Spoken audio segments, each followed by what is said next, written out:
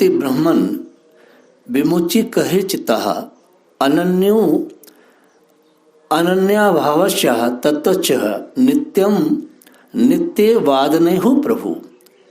और आगे कह रही हैं यथा गंधस्य भूमस्य न भाव व्यतिरेकतः अपान रसस्य च यथा तथा बुद्धे परस्य च। बड़ी सुंदर बात कही। भगवान अपनी माँ को, भगवान कपिल अपनी माँ देवहूति को तत्व ज्ञान से दीक्षित कर रहे हैं, उन्हें समझा रहे हैं। उन्होंने अपने पिता से वादा किया था कि पिताजी आप चले जाइए, मैं माताजी को बहुत ही श्रेष्ठ ज्ञान देकर उस ज्ञान में उनको एकदम से निरुद्ध करके, दक्ष करके उनको जीवन जीने की शैली देने के बाद ही यहाँ से निकलूंगा, आप चिंता न करें, माँ की जिम्मेदारी मेरी। ऐसा बेटा जो अपनी माँ की परलोक और लौकिक दोनों की जिम्मेदारी ले, ये बहुत बड़ी बात थी। संसार में केवल भगवान और सच्चे साधु सन्यासी जिनकी माएँ हैं वही ये बात कह सकते हैं कि माँ के लौकिक और परलौकिक दोनों चीज़ों की जिम्मेदारी लेता हूँ। संसार में कोई भी भौतिक व्यक्ति अपनी माँ की ऐसी जिम्मेदारी नहीं ले सकता। सबसे बड़ी जिम्मेदारी माँ की होनी चाहिए उसके परलोक की, क्योंकि लौकिक तो अन्न जल सभी खाते पीते ही हैं। अगर कोई श्रेष्ठ कोई साधु संत है, कोई स्त्री या पुरुष साधु संत बन गए हैं, तो उन्हें अपने माँ बाप की ये जिम्मेदारी लेनी चाहिए कि इनका परलोक सुधरे। तो भगवान कपिल अपनी माँ को तत्व ज्ञान दे रहे हैं। तो तत्व ज्ञान देते में उन्होंने एक बहुत ही सुंदर प्रश्न किया, यथा गंधस्य भूमस्य न भावो व्यतिरेकतः आपान रसस्य च यथा तथा बुद्धे परस्य च। देवहूति माँ कह रही हैं, हे प्रभु, पुरुष और प्रकृति दोनों ही नित्य हैं और एक दूसरे के आश्रय में रहने वाले हैं। अच्छा, मैंने एक बात देखी, प्रकृति और पुरुष माने स्त्री और लिंग शरीर और योनि शरीर, ये इनमें एक ऐसा आकर्षण है, एक दूसरे के आश्रय में रहते हैं। अब मैं देखता हूँ बड़े बड़े साधु सन्यासी में खुद भी मात्र शक्ति के बिना आश्रम नहीं चलता, है ना। मतलब आपकी जिंदगी में किसी ना किसी शक्ल में स्त्री रहती है, चाहे वो आपकी शिष्या है, माँ के रूप में, बहन के रूप में, बेटी के रूप में, स्त्री है माने प्रकृति है। तो इसलिए प्रकृति तो पुरुष को कभी छोड़ नहीं सकती। और क्या कह रही हैं कि नित्य वाद नहीं हो प्रभु, मतलब वो नित्य उसके संग रहती है, वो ऐसी यूं रहती है और उसको किसी भी प्रकार नहीं छोड़ पाती। हम देखते हैं कि बहुत विशेष माता लोग होती हैं, गुरु कर लिए हैं तो वो गुरु के आसपास ही रहना चाहेंगे, कहते यार महाराज के साथ ही रहेंगे। ये बात उन्होंने कह के चुप हो गए। अब भगवान कपिल ने इतना उनको ब्रह्म ज्ञान दिया था, इतना तत्व ज्ञान दिया था, आप किसी स्त्री को कितना भी तत्व ज्ञान दे दो, चाहे वो कितनी विदुषी क्यों न हो, लेकिन उसका जो लास्ट में प्रश्न उत्तर निकलेगा कुछ भी समझने के बाद, वो स्त्री के पक्ष का ही निकलेगा। ये उसकी प्रकृति है। भगवान कपिल ने इतना समझाया, माताजी ये, माताजी वो, सुख में ये सब, तीर भक्ति योगेन सब कुछ उनको बोला, लेकिन लास्ट में उस बोलने के बाद क्या निकला, ये रिजल्ट निकला। जैसे जाटू की सभा में कोई कहे कि सरपंच जी आपने जो कहा कसम से वो बहुत ही उत्तम था, लेकिन मैं क्या करूं, मेरा पतनाना तो वहीं गिरेगा जहां गिरता है, वो वहां से नहीं हटेगा। तो जब उन्होंने ये बात कही, और अब देखिए इतना कहने के बाद वो क्या कह रही हैं कि पुरुष और प्रकृति दोनों नित्य और एक दूसरे के आश्रय में रहने वाले हैं, इसलिए प्रकृति पुरुष को कभी नहीं छोड़ सकती है। ये बात कह दी। अब इतना कह के भगवान आश्चर्यचकित हो गए, अपनी माँ को देख के, अपनी मैया को इतना समझाया, कई दिन से समझा रहे थे, और प्रमाण कितना जबरिया दे रही हैं, जबरिया प्रमाण दे रही हैं। क्या प्रमाण दे रही हैं? प्रमाण, अच्छा देखिए, इस स्त्री का प्रमाण भी गजब होता है, एकदम गजब अजब होता है। क्या प्रमाण दे रही हैं? यथा गंधस्य भूमस्य न भाव व्यतिरेकता। भगवान जिस प्रकार गंध और पृथ्वी तथा रस और जल की पृथक पृथक, देखिए आप धरती को गंध से अलग कर देंगे, जल को उसके स्वाद से अलग कर देंगे, स्थिति नहीं हो सकती। उसी प्रकार पुरुष और प्रकृति भी एक दूसरे को छोड़कर नहीं रह सकते हैं। महाराज आपने कैसे मुझे उल्टा ज्ञान दे दिया, भगवान को ही कह रही है। महाराज गंध पृथ्वी से कैसे अलग रहे, और जो जल है वो अपने तत्व से कैसे है, उसका तो स्वभाव है प्यास बुझाना। अकर्तुम कर्म बंधोयम पुरुषाहे यदाश्रये। महाराज जिनके आश्रय से अकर्ता पुरुष को यह कर्म बंधन प्राप्त हुआ है, उस प्रकृति के गुणों के रहते हुए केवल्य पद कैसे मिलेगा। और इतनी बड़ी जमानजोरी है कि गंध पृथ्वी तो पहुंच ही गई, डायरेक्ट ठाकुर जी तक पहुंच गई कि महाराज वो भी तो प्रकृति का आश्रय लेकर के जने क्या क्या करते हैं, वो भी स्वतंत्र नहीं है महाराज। भाई भगवान कह रहे हैं योग माया आश्रितम, मैं योग माया का आश्रय लेकर के जगत में काम करता हूं, जने क्या क्या भिन्न भिन्न प्रकार के। बोले महाराज आप देखो, अकर्ता जो जिसको कोई काम नहीं है, वो ईश्वर भी प्रकृति का संग करके। अब इस बात को तो हम क्या बताएं, इतनी सारी चीजें कह दी जाएंगी कि जब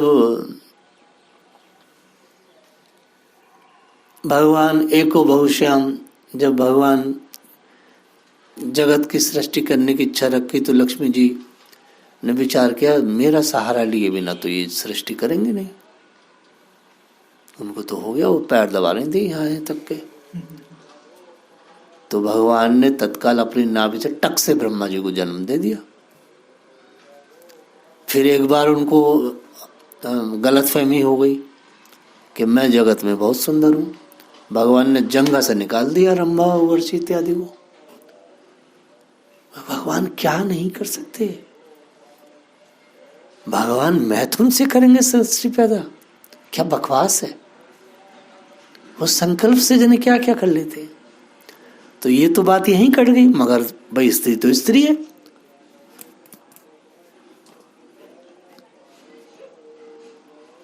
भगवान ने बहुत ही सुंदर उत्तर दिया। यही उत्तर हम सबके जीवन के लिए आधार है। अनिमिति निमित्तेन स्वधर्मेणान मलात्मना तीर्व्या मयि भक्तया चे शुद्ध संभवित्या चिरम ज्ञानेन दृष्टत्वेन वैराणेन बलियेसा तपोयुक्तेन योगेन तीव्रात्म समाधिना। और भगवान आगे कह रहे हैं प्रकृति पुरुषस्य दह्यमाना तह दर्शनम तिरोभावित्री शनेक गृहो निर्विवारणी भुक्त भोगा परित्यक्त्या दृश्य दोषा नित्य से नैश्वर्या शुभम धते सौ महिमन इस्तस्य च। क्या बात कही माता जी। जिस प्रकार अग्नि का उत्पत्ति स्थान अरणी अपने से उत्पन्न अग्नि से जलकर भस्म हो जाती है, देखिए वो जो लकड़ियां हैं वो अपने आप जली और भस्म हो गई, उन लकड़ियों का अस्तित्व नहीं रहता।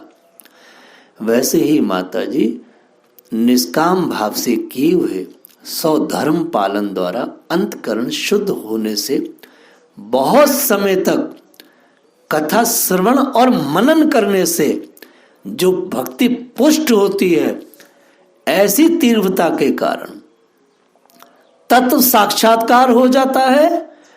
और तत्व साक्षात्कार कराने वाला ज्ञान के कारण इतना प्रबल वैराग्य माता जी शरीर में प्रकट होता है। और जब प्रबल वैराग्य प्रकट होता है तो ध्यानाध्यास और चित्त की प्रगाढ़ एकाग्रता से ये अविद्या नष्ट हो जाती है। भगवान ने ये पूरा सांख्य बोला है। ये 3 श्लोक ठाकुर जी, हालांकि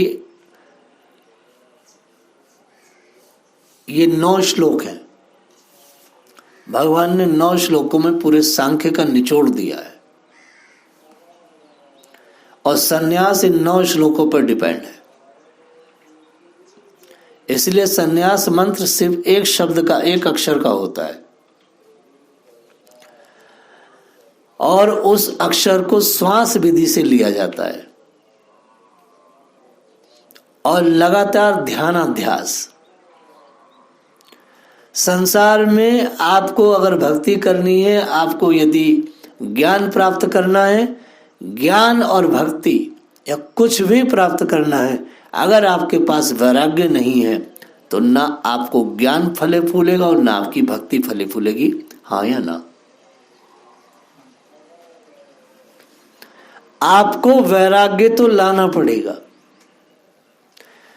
भगवान कपिल ने अपनी माँ देवहूति से कहा, माँ जैसे लकड़ियां जलती हैं तो स्वयं भस्म हो जाती हैं, मुट्ठी भर राख रह जाती है, वैसे ही जब मनुष्य लगातार ईश्वर के बारे में सुनता और मनन करता है और माँ मनन और सुनता है, साथ साथ उसको वैराग्य हो जाए, तो जब उसे वैराग्य हो जाता है तो वैराग्य के कारण माँ लगातार वो ध्यान में निस्थ हो जाता है।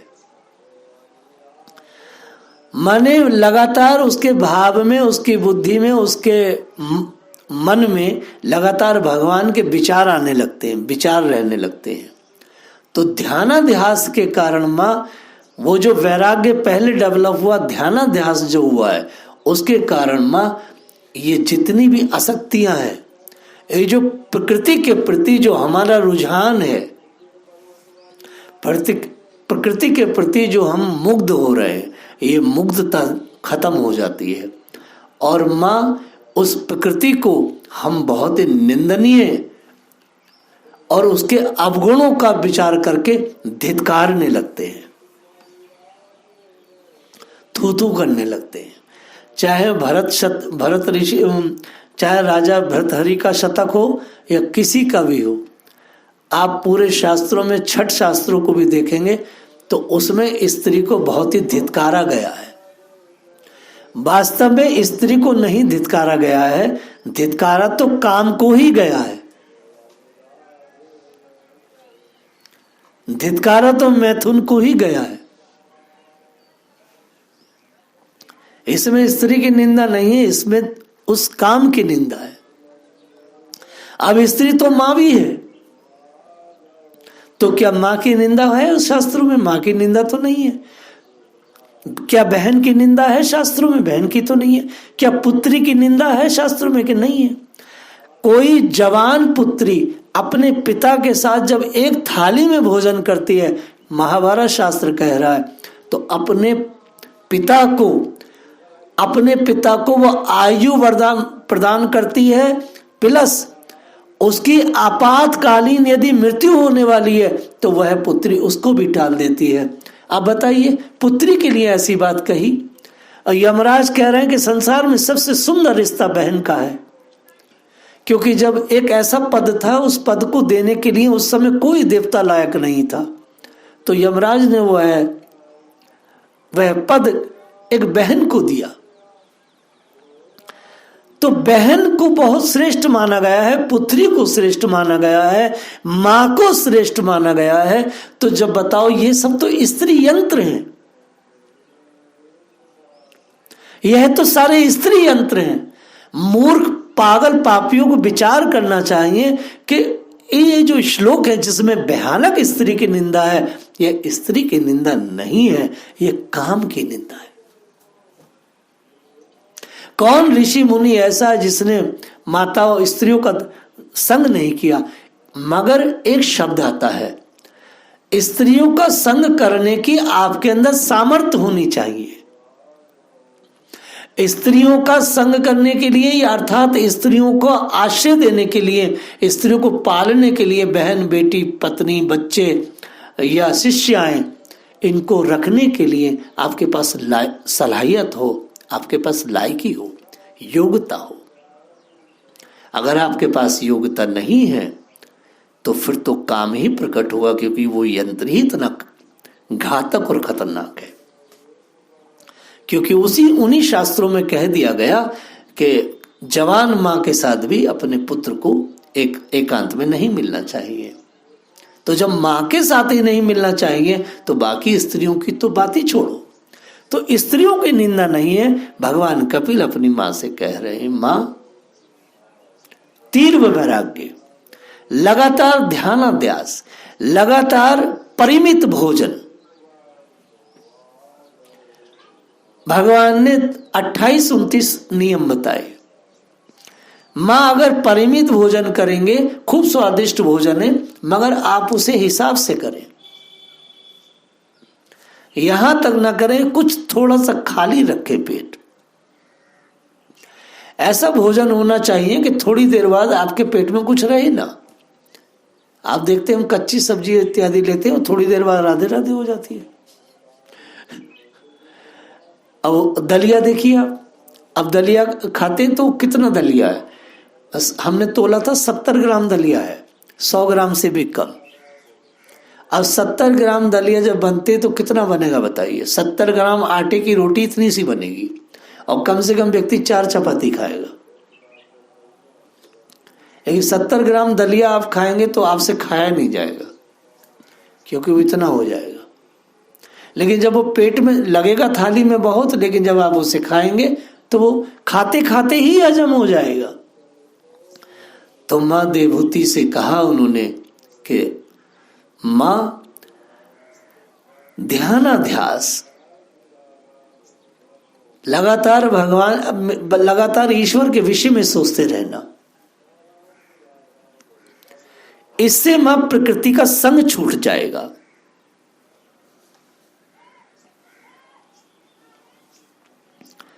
कैसे छूट जाएगा? भुक्त भोगा परित्यक्ता दृष्ट दोषान नित्य से।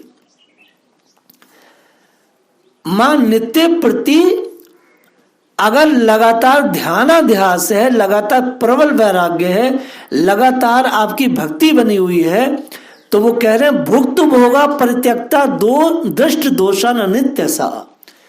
मां प्रकृति से घिन आने लगेगी, मां घिन आने लगेगी, लगातार उस प्रकृति के दोष दिखने लगेंगे। मां लगातार जो वो भोग वृत्ति बनी हुई थी, उस भोग वृत्ति से इंसान उबने लगेगा, उससे लगातार ऐसा लगेगा जी मिचला रहा है। भुक्त भोग प्रतिक्ता दृष्ट दोषा न तसा। मां लगातार उसके दोष दिखने, अगर प्रकृति के दोष दिख रहे हैं मन प्रकाश, तो समझ लो भगवान ने पकड़ लिया है। जब तक स्त्री मधुर लग रही है, मीठी लग रही है, अच्छी लग रही है, समझो नरक में पड़े हो। मैं स्त्री शब्द के बारे में पहले ही क्लियर कर चुका।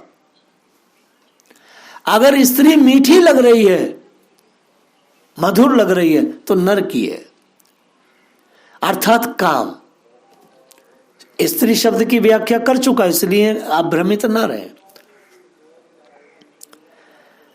लगातार नित्य प्रति हर पल, जैसे छिन छिन पल पल भगवान के प्रति खूब ललसा बढ़ती है उनके साथ रहने की, वैसे ही पल पल देखिए भुक्त भोगा परित्यक्ता दृष्ट दोषा नित्य से नित्य से नित्य से नित्य से, पल पल छिन छिन वह स्त्री बुरी लगेगी। बोले भाई ये कैसे हमारे जीवन में आ गई, उल्टा है, इसे तो भगाओ यहां से। और मां जब इस प्रकार से आपकी मन और बुद्धि भगवान में लग जाएगी, तो मैया उस पुरुष का कुछ भी वह प्रकृति बिगाड़ नहीं सकती, कुछ नहीं बिगाड़ सकती। महिमन स्थित तस्य च, मां वो एकदम सेट हो जाएगा। कैसे?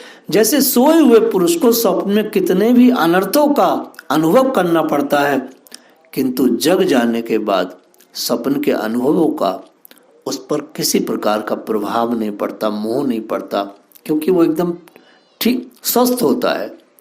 और स्वप्न में वो देखता है कि मुझे किसी ने मार रहे हैं या मैं डूब रहा हूं, तो मां अगर लगातार ध्यानाध्यास बना रहे और वैराग्य पूरी तरह से आप प्रकट कर लो अपने अंदर, तो मां प्रकृति आपका कुछ नहीं बिगाड़। और देखिए एक बात और है, प्रकृति का मतलब यहां पे अलग है। अब सांख्य शास्त्र सुन रहे, स्त्री के लिए प्रकृति पुरुष है और पुरुष के लिए स्त्री है, क्योंकि विपरीत लिंग में ही आकर्षण है। तो प्रकृति दोनों है, पुरुष तो एक है। यहां ध्यान रखना कि कोई व्यक्ति सोचे अरे भाई हम तो भाई नारायण के प्रतिनिधि हैं। कोई नारायण का प्रतिनिधि नहीं है, जो जितेंद्रिय है वही प्रतिनिधि है, चाहे वो स्त्री यंत्र हो या कोई पुरुष यंत्र हो। ठीक है ना भाई? चाहे को अब मदालसा के लिए कोई कह देगा वो पापी हैं, मदालसा माँ के लिए कोई कह देगा, जो मदालसा कहती हो कि जो कोख में आएगा वो योगी बनेगा, फिर तो स्त्री की निंदा नहीं है, काम की निंदा है। मां इस तरह से जब कोई व्यक्ति अपने को दक्ष कर लेता है तो उसका कल्याण हो जाता है। यत गत्वा न निवर्तन्ते योगी लिंगा आदिर निगम में है। मां फिर योगी लौट के नहीं आता। अब भगवान ये नहीं कह रहे हैं कि तुम अगर ये कर लोगी तो लौट के नहीं आओगी, वो कह रहे हैं योगी लौट के नहीं आता अर्थ। और ये शब्द किससे कह रहे हैं? मां देवहूति से कह रहे हैं। इसका अर्थ है कि योगी स्त्री भी हो सकती है, पुरुष भी हो सकती है, क्योंकि भगवान की सृष्टि में कहीं वर्गीकरण नहीं है। भाई ये प्रवचन किसे दे रहे हैं? अपनी मां को दे रहे हैं। उनकी मां स्त्री है, उनकी महतारी है। महतारी से कह रहे हैं मां आप जब इस तरह से अपनी बुद्धि को व्यवस्थित कर लेंगी, अपने मन को लगा लेंगी और खूब वैराग्य करेंगी और लगातार ध्यानाध्यास करेंगी, तो मां आप योगी कभी लौट के नहीं आता। इसलिए मां आप सांख्य योगी, योग का पथ की पथिक बने और आगे बढ़े। अर्थात आप अपनी इंद्रियों पर काम करें, क्योंकि सांख्य योग इंद्रियों पर काम करने के लिए कहता है। सांख्य योग आज इस समय वर्तमान में पूरे विश्व के लिए अत्यंत आवश्यक है। लेकिन सांख्य योग जिस प्रकार से बिगाड़ करके लोग दे रहे हैं, ये ठीक नहीं है। जय श्री राधे।